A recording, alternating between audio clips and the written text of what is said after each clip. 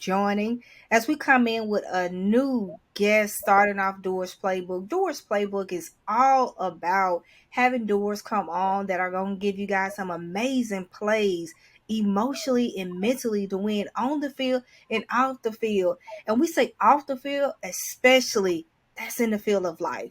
So I hope you guys are excited what we bringing from the sports spectrum onto other aspects of people's lives as they come in. And my first guest, I'm so excited. My boy, Mr. Jay, the guy of You Good, bro. How are you doing? I'm good. I'm good, man. Thank you so much for having me. How you doing? I am well. Thank you. Thank you. You guys tuned in, especially my male coaches. We about to get it in as he's going to target in on a lot of you male leaders that sometimes feel like you have to be strong all the time. And he speaks on that mental health part of why you just need to let go. Let go and tell people really how you feel. So, Jay, introduce yourself and we're going to run from there. Awesome, awesome. How you doing, guys? My name is Jay Mosely from Dallas, Texas. I'm a speaker and also author. Just currently wrote a new book called The Bro Code Rewritten, where I tap in. I'm a big advocate for mental health, but basically what I do is I help overwhelmed men better take care of themselves so they can be better for others around them. Yes. And we know we love the men, so we got to make sure the men are getting help. So we're going to jump right into it because we start from You Good, bro. You Good, bro. Tell me the theme and why you started bringing that and branding You Good, bro.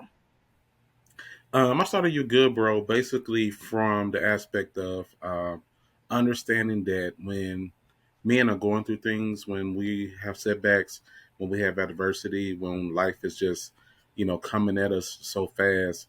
Just on my own personal testimony, a few years ago, I was in a major accident and I was in a very, very dark place because I wasn't able physically to do the things that I was, familiar to doing. And that was the first time with me, like not being as present as I was with my children, and it really did something to me. And it wasn't until I went through therapy and going through that process and understanding, like, man, if I went through that process, I wonder how many other men are suffering in silence. And during that time, I really didn't speak and talk and tell anybody what I was going through. But it would have been nice if somebody would have just called and just checked on me and be like, you good, bro? So, understanding from that aspect, I was like, what if I started something where because typically I'm not the friend who I do check on my family members, I check on my friends, just send a text, just thinking about you, praying for you. So I'm not the one usually tapping in, checking on people. So it's just, instinct for me to like, oh, this would be dope for me to do something like, oh, you good, bro? So it just kind of ran with it and just really understanding that you good, bro, is just not something that we casually ask, but I really want to know, are you good? Like, are you really, really good in life Yeah. and what you're going through? Most definitely. I love that. And I love your aspect of it, of saying, really being actionable about asking someone what they're going through or what's going on. Right. And with that being said, jumping right in as the Doers Playbook, we talk firmly within the sports aspect and all aspects, but with the sports aspect, why is it so important for sports leaders, the coaches and ADs and men to ask each other, are you good, bro? And be intentional because being a former athlete, I know on the on the field, you good, bro? Yeah, man, I'm good. You good, bro? Up the field. But let's speak about being intentional about it because it's easy to say that, but why is it so important?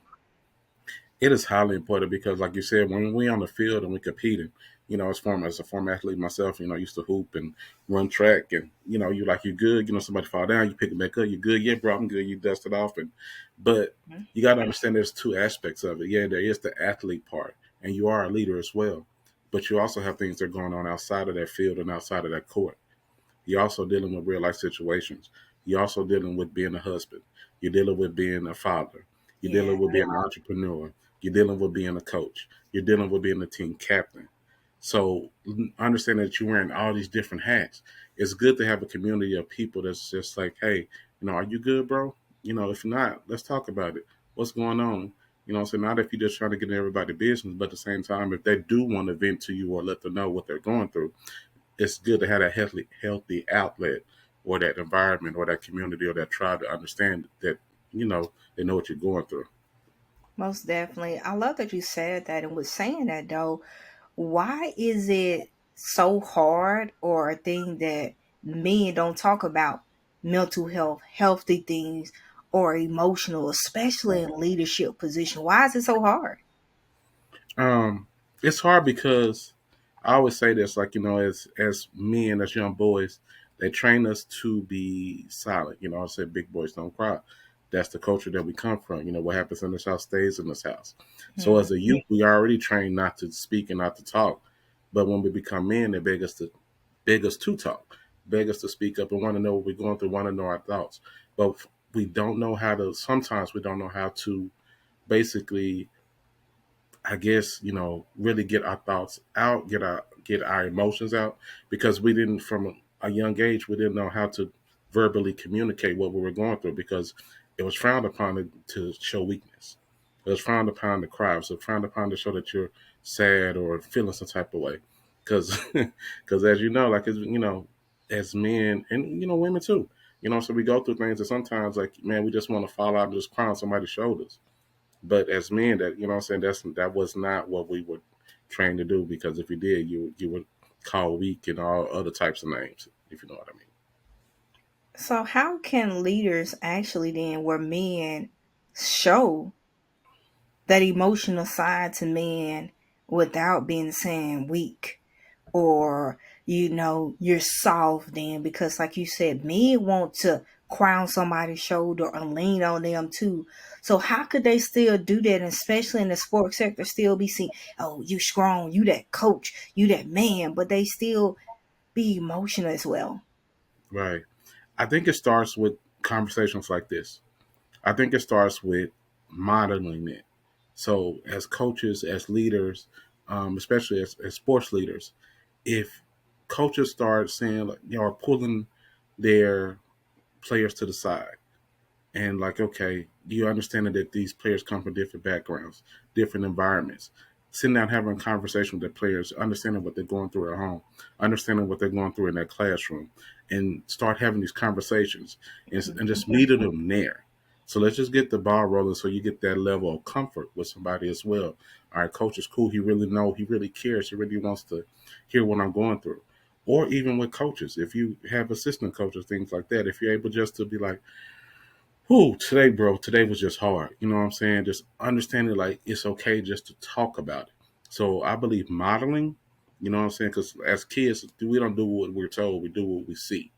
So if young boys see coaches talking, or if young boys have conversations with their coaches, asking them, what I'm saying, what's really going on in your life, and then allowing them to express themselves, I think that is a ripple effect, because now they're learning how to communicate. Now they're learning to be vulnerable. Now they're learning to let their guard down, and understanding that it's not weak for me to have this conversation with them. Like, understanding that another grown man really wants to know that I am good, bro. I love it. The modeling part is right on it. And that's the biggest thing. We talk about our youth, we talk about our young adults, but they're watching daily what we do. They mirror what we do. Right. So if they see a man being okay to be vulnerable and express himself, they're Hmm. gonna say it's okay to do it. But when we have so many men, and none to the men on here, I love you guys, but when you feeling so macho and you feel like every time you see a kid, you gotta toughen up or you gotta run up on them, that's what they're gonna be putting out, is that coach did this to me, or that coach, he was always the one that you couldn't come to him because he was so tough. Now you got young men searching for fathers in sports too, but they're with that same anger that they have on the outside and the inside, because you got the coach that want to push on the kid, or you want to hurt the kid, or you got to juggle him. We know how sports go. We don't want to get too explicit on here, but we know those are the things that are happening on there. So coming from the aspect of just the work that you do, as we continue to talk about being emotional and vulnerable, like what are some other things that they can do for these young men that they're leading and coaching, that are really struggling at home with these mental health issues, and sports is their only outlet for many people, like it was for me growing up? Right. Right. And it's just understanding, like you said, sports was an outlet for you coming up, and you had relationship with your coaches, and I'm sure some of your coaches poured into you, but some coaches Probably didn't. You probably had some bad apples, but as being sports leaders, this type of conversation, it should lead to other men understanding that their athletes, these young men that they're coaching, they're dealing with real life issues too. They're dealing with coming to school and their breakfast and lunch is being the only meal that they're going to eat for that day. Hmm. They're dealing with mom being in an abusive relationship with somebody that's not their father and can't tell anyone and don't know how to work through that. They're dealing with being in foster care. They're dealing with not getting that emotional support at home. Yeah. So as sports leaders, I think it's imperative to maybe have classes or maybe have workshops where people like me can come in and just bring a light and bring it to the attention like this is what these kids are dealing with. They're Hmm. dealing with hunger. They're dealing with abuse.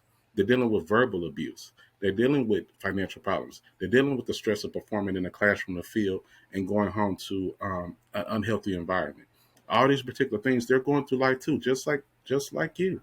These kids now are dealing with things that we didn't really have to deal with growing up. But it's a whole different ballgame. Now they're exposed to so much at such a young age now. So I believe like implementing workshops for sports leaders for the not only mental health but for emotional intelligence as well. Understanding that hey, even though they're young or 15, 16, 17, 18 years old, these Right. kids are still dealing with real life issues. I love it. And I love that you said that going into the emotional intelligence. And I have to throw it in there because I love my remarkable. So kudos if you guys see me looking for notes. That's what I'm doing. Remarkable. Keep me in line. Yeah, I'm putting that in there. Remarkable. Hey. On there. So we talking about emotions. So I'm glad you jumped into that of just what is one of your emotional wellness tools or things that you do to help you stay grounded or a habit you've started doing? One thing I started doing is, believe it or not, is journaling. Like Mm, really just picking up a piece of paper, and I actually got it. Shout out to Michael B. Jordan. It was a letter. It was a movie called Letter. I believe it was Letter from Jordan. Letters from Jordan. And he was in the military. And he was writing letters to his son. Because he didn't know if he was going to come home or not. Because he kept going, having to go on these tour duties and going into war. And writing something down to his son, it just triggered me like, what if something happened to me, God forbid, and my kids really never understood who their dad was. But understanding that writing makes a man exact. You can't fake the funk when you put it on pen and paper. So I started journaling, and it's really, you know became a relief to me because I'm able to express my thoughts, express what I'm going throughout that day, and how that what I can do better going into the next day. Where I fell short at. What were my emotions like? You know what I'm saying? So I'm analyzing all of that as I'm journaling for that day or for that night, and just doing it on a day, on like literally on a daily basis, just going through that particular emotion. So that's helped me balance out to see where my shortcomings are. So going into the next day, I can just be the little 1% better than I was the day before. 1% better than what you were before. I'm a big fan of journaling too, so I love that. And definitely love to hear from an actual male talking about it. So, sports coaches, I hope you, or just leaders in general, males, I hope you're gaining this information from another male that said it's okay to write things down. It's okay to journal. I know culturally we were taught things as, that's just for females. And I think that's a big part of why we in this culture of just don't express our emotions because we're taught when, where, and who should express their emotions instead of everybody can do these type of things. So hearing that, get that journal.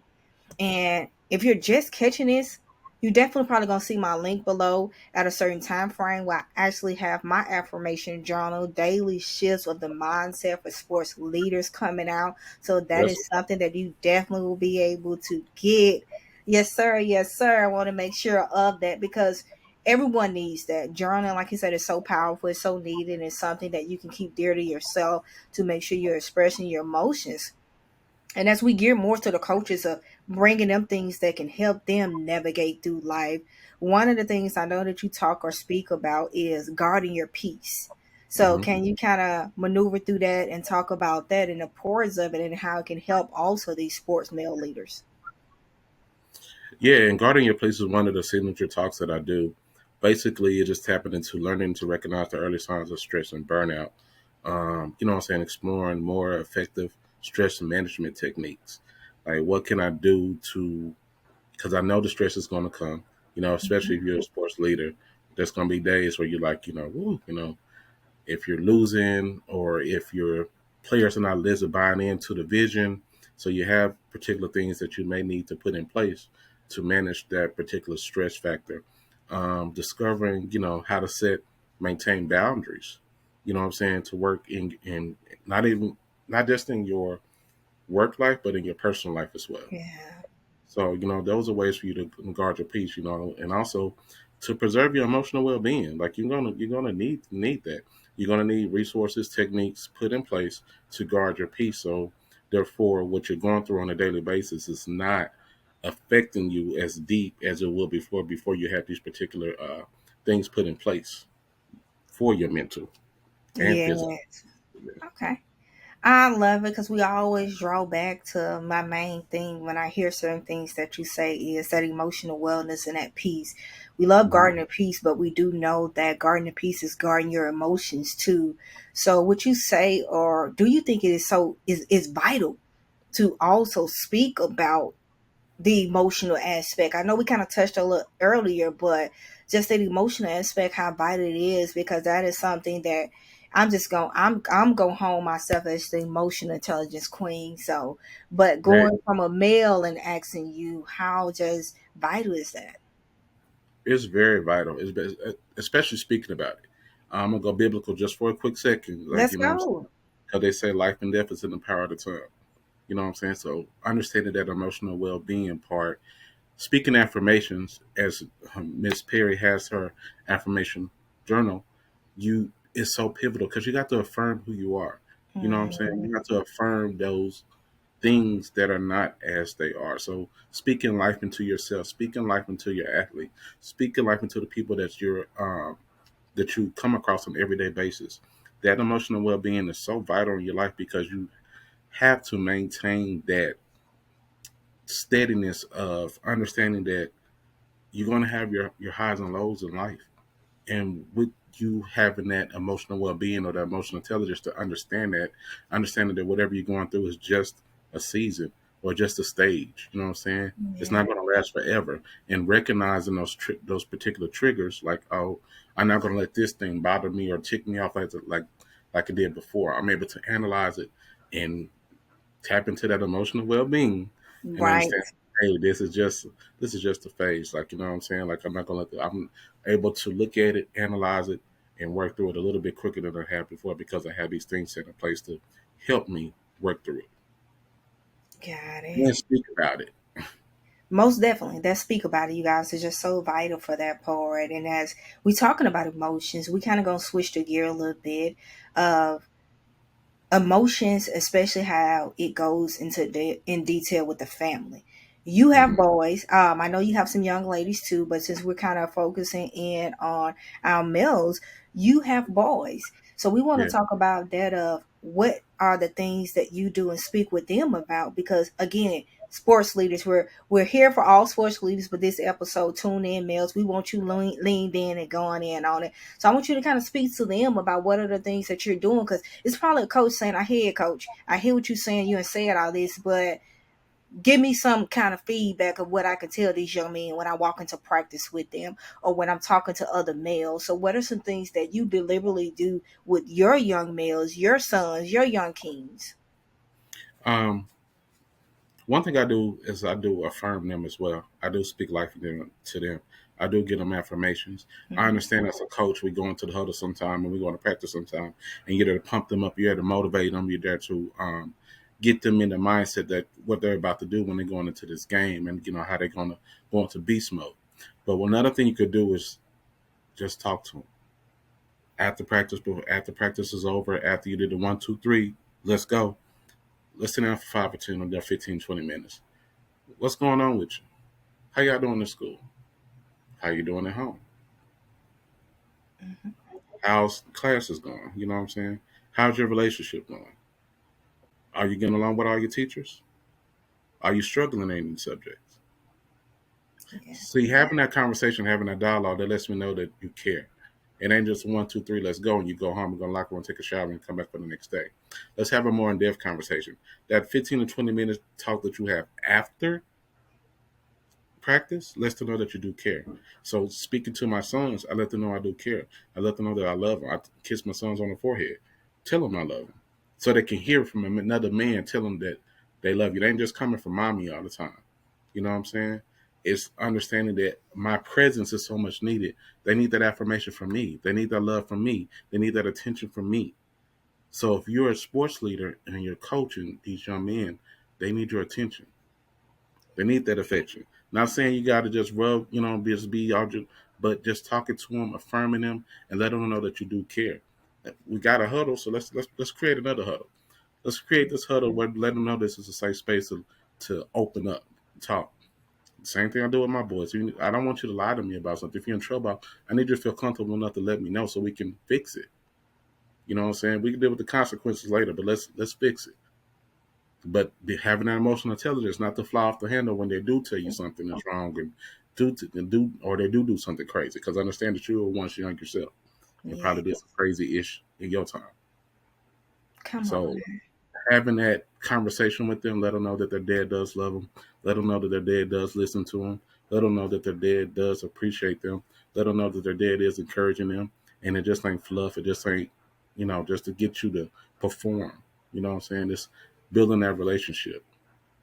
So that's something they could do for their players. Mm. Boy, you hit some on that right there when you said that part. Letting these players know that you really care and you don't just care about their performance. Mm, And I think that is so huge. But a lot of these kids grow up knowing and seeing that coach or the sports environment or that program only cared about my performance and not by who I was as a person. And we're going to just be real. That's why a lot of these transfer porters out there. Yeah, it's the NIL deals and money too. But a lot of these kids are jumping and going where coaches are calling or talking to them. Neither mm, door shall we say they're real loving about it, but they're talking to them and saying, come over here, son. I can do this for son. I'm gonna care for you. I'm gonna make sure you straight. I know mama got, as you said earlier, things are going on at home. You're struggling, food, your mom doing this. So I'm gonna show love to you yeah, so you can know to come over here because you don't care just about my performance. yeah, yep. I'm a Man. human being. Let them know that I'm a human being too. I Yeah. do matter. I do matter. And you see me. Hmm. I mean, thing. You see me.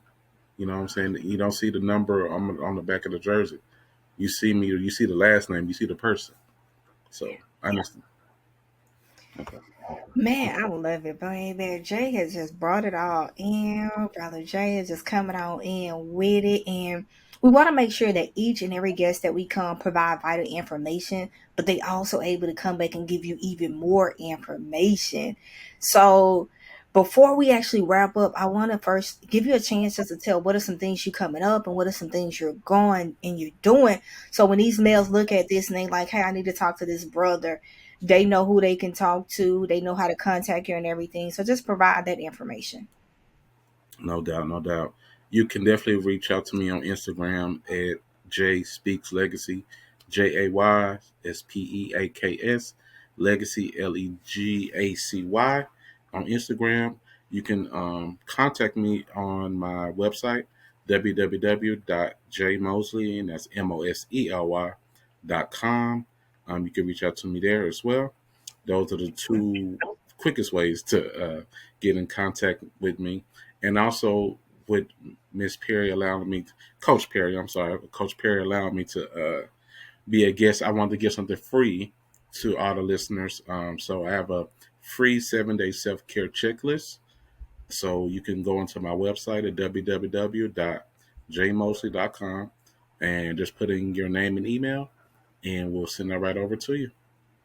As you guys see, I was making sure always using my remarkable again, but writing the information down because I will make sure it's going to be dropped below, especially his checklist. I think that is something so vital that all men should have. So we're going to make sure that it's going to be down there. So when you guys watch this to the complete end, Then you will be getting the checklist because you'll know where it's at. So it's going to be at the bottom of the YouTube. So I want to make sure you guys drop that and get it. And please comment any thoughts, anything for him. If you want him to ask questions, please comment. The only way we can grow this community of talking about these things if we're able to exchange and talk with each other, because again, we all are struggling or going through something, and especially men.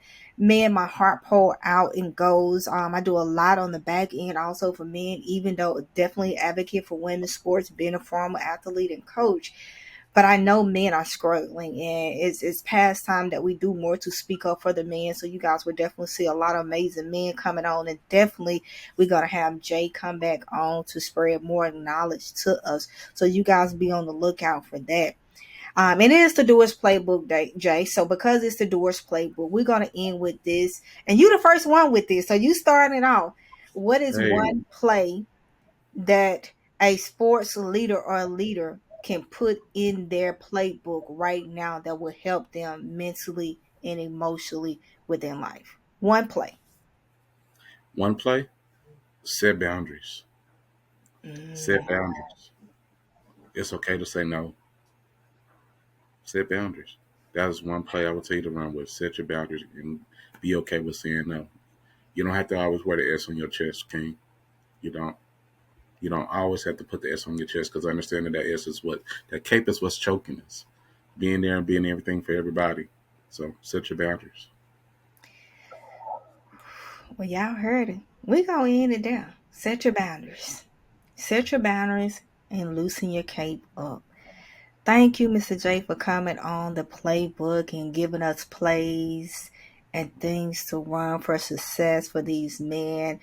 I'm just blown away with just so much knowledge and gems that you dropped at such a small time. So we truly, truly want to thank you for this. But you guys, as always, it's your girl, Coach Perry. This is the Doers Playbook. And don't hesitate. Subscribe now as we will continue to provide you with major plays to continue to lead on the court and off the court. So we'll see you on the next one.